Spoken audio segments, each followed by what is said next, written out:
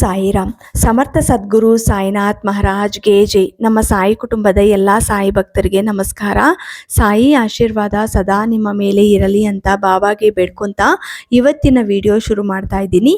ಇವತ್ತಿನ ವಿಡಿಯೋದಲ್ಲಿ ಸಾಯಿಯಪ್ಪ ಏನು ಹೇಳ್ತಾ ಇದ್ದಾರೆ ಅಂದರೆ, ನನ್ನ ಮೇಲೆ ನಂಬಿಕೆ ಇದ್ದರೆ ತಕ್ಷಣ ಇಲ್ಲಿರುವ ಶಿವಲಿಂಗವನ್ನು ಮುಟ್ಟಿ 2 ದಿನಗಳಲ್ಲಿ ಫಲ ಸಿಗುತ್ತೆ ಅಂತ ಸಾಯಿಯಪ್ಪ ಒಂದು ಸಂದೇಶವನ್ನು ತಂದಿದ್ದಾರೆ. ಈ ಸೋಮವಾರ ದಿನ ಪ್ರತಿಯೊಬ್ಬರೂ ಕೂಡ ಆ ಶಿವಲಿಂಗವನ್ನು ಸಾಯಿ ಮೇಲೆ ನಂಬಿಕೆ ಇಟ್ಕೊಂಡು ಮುಟ್ಟಿ ನೋಡಿ. ನಿಮ್ಮ ಜೀವನದಲ್ಲಿರುವಂಥ ಕಷ್ಟಗಳೆಲ್ಲ ಕೂಡ ಶಾಶ್ವತವಾಗಿ ದೂರ ಮಾಡೋಕ್ಕೆ ಅವಕಾಶವನ್ನು ಸಾಯಿಯಪ್ಪ ಕೊಡ್ತಾ ಇದ್ದಾರೆ. ಪ್ರತಿಯೊಬ್ಬರೂ ಕೂಡ ಪ್ರಯತ್ನ ಮಾಡಿ. ಪ್ರತಿದಿನ ಸಾಯಿಯಪ್ಪ ಮುಂದೆ ನಮ್ಮ ಕಷ್ಟಗಳು ಹೇಳ್ಕೊತಾ ಇರ್ತೀವಿ. ಜೀವನದಲ್ಲಿ ಈ ಕಷ್ಟಗಳು ಯಾವಾಗ ದೂರ ಆಗುತ್ತೆ ಅಂತ ಪ್ರತಿದಿನ ಸಾಯಿ ಮುಂದೆ ಬೇಡ್ಕೊತಾ ಇರ್ತೀವಿ. ಈ ಕಷ್ಟಗಳು ದೂರ ಆದರೆ ಸಾಕಪ್ಪ ಅಂತ. ಯಾರ್ಯಾರಿಗೆ ಅಂಥ ಕಷ್ಟಗಳು ಇದೆಯೋ ಇವತ್ತು ಸಾಯಿಯಪ್ಪ ಹೇಳ್ತಾ ಇರೋಂಥ ಮಾತು ಪೂರ್ತಿಯಾಗಿ ಕೇಳಿದ ನಂತರ ಇದೇ ಥರ ಪ್ರಯತ್ನ ಮಾಡಿ. ಖಂಡಿತ ನಿಮ್ಮ ಜೀವನ ಬದಲಾವಣೆ ಆಗುತ್ತೆ. ಇವತ್ತು ನೀವು ಅನುಭವಿಸುತ್ತಿರುವ ಕಷ್ಟಗಳು ಬೇಗನೆ ದೂರ ಆಗಬೇಕು ಅಂತ ಸಾಯಿಯಪ್ಪ ಈ ಸಂದೇಶವನ್ನು ತಂದಿದ್ದಾರೆ. ನಿಮ್ಮ ಮನೆಯಲ್ಲಿ ಎಂಥದೇ ಸಮಸ್ಯೆ ಇರಲಿ, ಅಥವಾ ಅನಾರೋಗ್ಯ ಸಮಸ್ಯೆ, ಅಥವಾ ನಿಮ್ಮ ಮನೆಯಲ್ಲಿ ಆರ್ಥಿಕವಾಗಿ ಏನಾದರೂ ತೊಂದರೆಗಳಿದ್ರೂ ಕೂಡ ಈ ಚಿಕ್ಕ ಪರಿಹಾರವನ್ನು ಪ್ರಯತ್ನ ಮಾಡ್ಬೋದು. ಪ್ರತಿದಿನ ಪ್ರಯತ್ನ ಮಾಡಿ. ಖಂಡಿತ ಬೇಗನೆ ನಿಮ್ಮ ಜೀವನ ಬದಲಾವಣೆ ಆಗುತ್ತೆ. ಇವತ್ತು ರಾತ್ರಿ ಮಲಗುವ ಮುನ್ನ ಸಾಯಿ ನಾಮಸ್ಮರಣೆ ಮಾಡುವ ಮುಂಚೆ ಈ ಒಂದು ಕೆಲಸವನ್ನು ಮಾಡಬೇಕು.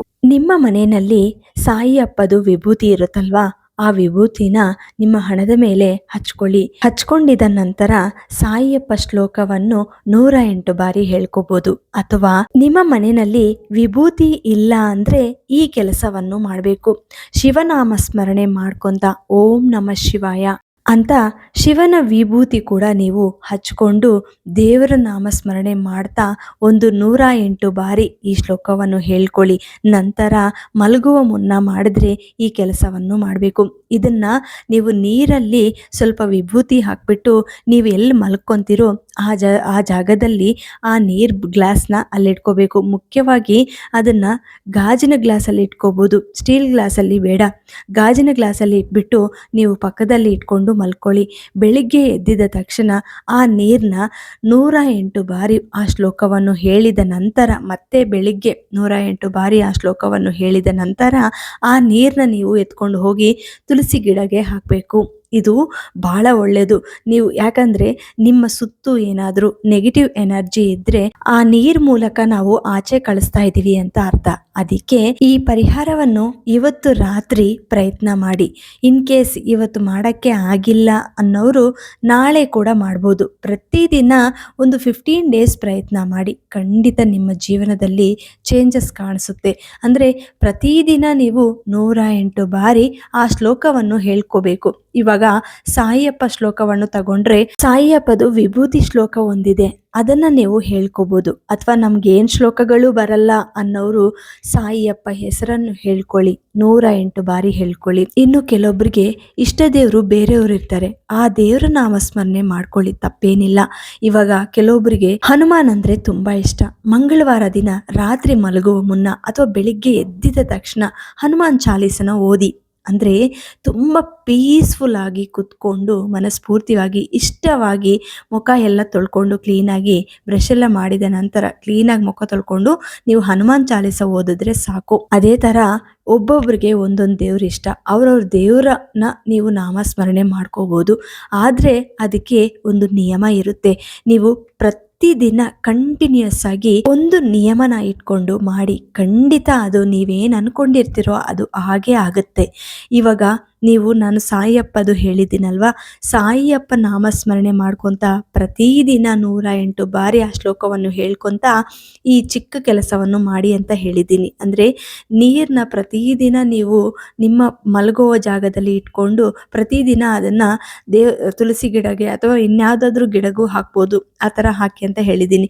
ಅಥವಾ ನಿಮಗೆ ಲಕ್ಷ್ಮೀ ದೇವಿ ಅಂದರೆ ತುಂಬ ಇಷ್ಟನಾ, ಲಕ್ಷ್ಮೀ ದೇವಿಗೆ ಒಂದೇ ಒಂದು ನಮಸ್ಕಾರ ಮಾಡಿಬಿಟ್ಟು ಅವ್ರ ಮುಂದೆ ದೀಪ ಹಚ್ಚಿ ಹಚ್ಚಿ ನಂತರ 108 ಬಾರಿ ಅವರ ಶ್ಲೋಕವನ್ನು ಹೇಳ್ಕೊಳ್ಳಿ, ಅಥವಾ ಸಹಸ್ರನಾಮಗಳು, ಈ ಥರ ಯಾವುದೇ ಒಂದು ಪಾರಾಯಣೆ ಮಾಡ್ತಾ ಇರಿ, ಪ್ರತಿದಿನ ಮಾಡ್ತಾ ಇರಿ. ನೀವು ಸಂಕಲ್ಪನೆ ಹೇಳ್ಕೊಂಡು ಇದನ್ನು ಪ್ರಯತ್ನ ಮಾಡಬೇಕು. ಪ್ರತಿದಿನ ಮಾಡಿದ್ರೆ ಖಂಡಿತ ನಿಮ್ಮ ಜೀವನ ಬದಲಾವಣೆ ಆಗುತ್ತೆ. ಇವತ್ತು ಸಾಯಿಯಪ್ಪ ಹೇಳಿರುವಂಥ ಪರಿಹಾರವನ್ನು ಒಂದು ವಾರ, ಅಟ್ಲೀಸ್ಟ್ 10 ಡೇಸ್ ನೀವು ಇದನ್ನು ಪ್ರಯತ್ನ ಮಾಡಿ. ಇದರಲ್ಲಿ ಮುಖ್ಯವಾಗಿ ಬೇಕಾಗಿರೋದು ಪ್ರತಿದಿನ ನೀವು ಯಾವ ಥರ ನಡೆಸ್ಕೊಂಡಿದ್ದೀರಾ, ನಿಮ್ಮ ಜೀವನ ಲೈಫ್ ಸ್ಟೈಲ್ ಯಾವ ಥರ ಇದೆ ಅಂದರೆ ನೀವು ಕಂಪ್ಲೀಟಾಗಿ ಸಾಯಿಯಪ್ಪ ಹೇಳ್ದಂಗೆ ನಡೆಸ್ಕೋಬೇಕು. ಸಾಯಿಯಪ್ಪ 11 ವಚನಗಳು ಹೇಳಿದ್ದಾರೆ. ಅದು ಒಮ್ಮೆ ನೀವು ಅರ್ಥ ಮಾಡ್ಕೊಳ್ಳಿ, ಒಂದೊಂದೇ ಓದಿ ನೋಡಿ, ಅದಕ್ಕೆ ಅರ್ಥ ತಿಳ್ಕೊಳ್ಳಿ, ನಂತರ ಅದನ್ನು ಆಚರಿಸಿ. ತಪ್ಪದೆ ನಮ್ಮ ಜೀವನ ಶೈಲಿಯಲ್ಲಿ ಸಾಯಿಯಪ್ಪ ಏನು ಹೇಳಿದರೋ ಅದನ್ನು ಆಚರಿಸಿದ್ರೇ ನಮ್ಮ ಜೀವನ ಶೈಲಿ ಬದಲಾವಣೆ ಆಗುತ್ತೆ. ಇಲ್ಲ ಅಂದರೆ ಸಾಯಿಯಪ್ಪ ಹೇಳಿದ್ದೆಲ್ಲ ನಾವು ಪ್ರಯತ್ನ ಮಾಡಿದ್ರೂ ಕೂಡ ನಾವು ನಮ್ಮ ಜೀವನ ಶೈಲಿನ ಬದಲಾವಣೆ ಮಾಡಿಸ್ಕೊಂಡಿಲ್ಲದೆ ನಾವು ಹೇಳಿದ್ದೇ ಹೇಳ್ತಾ ಇದ್ರೂ ಕೂಡ ಅದು ಪ್ರಯೋಜನ ಇರಲ್ಲ ಅಲ್ವಾ. ಮೊದಲು ಬದಲಾವಣೆ ಅನ್ನೋದು ನಮ್ಮಿಂದಾನೇ ನೋಡಬೇಕು, ನಂತರ ನೋಡಿ ನಿಮ್ಮ ಸುತ್ತೂ ಕೂಡ ನಿಮಗೆ ಬದಲಾವಣೆ ಕಾಣಿಸುತ್ತೆ. ಮತ್ತು ಈ ವಿಡಿಯೋ ಇಷ್ಟ ಆಯಿತು ಅಂದರೆ ಎಲ್ಲರಿಗೂ ಶೇರ್ ಮಾಡಿ, ಲೈಕ್ ಮಾಡಿ. ಹೊಸದಾಗಿ ನಮ್ಮ ಚಾನಲ್ನ ನೋಡ್ತಾ ಇರೋರು ದಯವಿಟ್ಟು ಸಬ್ಸ್ಕ್ರೈಬ್ ಮಾಡಿಕೊಂಡು ಸಪೋರ್ಟ್ ಮಾಡಿ. ಮತ್ತೆ ಇನ್ನೊಂದು ವಿಡಿಯೋದಲ್ಲಿ ಭೇಟಿ ಆಗ್ತೀನಿ. ಅಲ್ಲಿವರೆಗೂ ನಮಸ್ಕಾರ. ಸರ್ವೇ ಜನ ಸುಖಿನೋ ಭವಂತು. ಜೈ ಸಾಯಿರಾಮ್.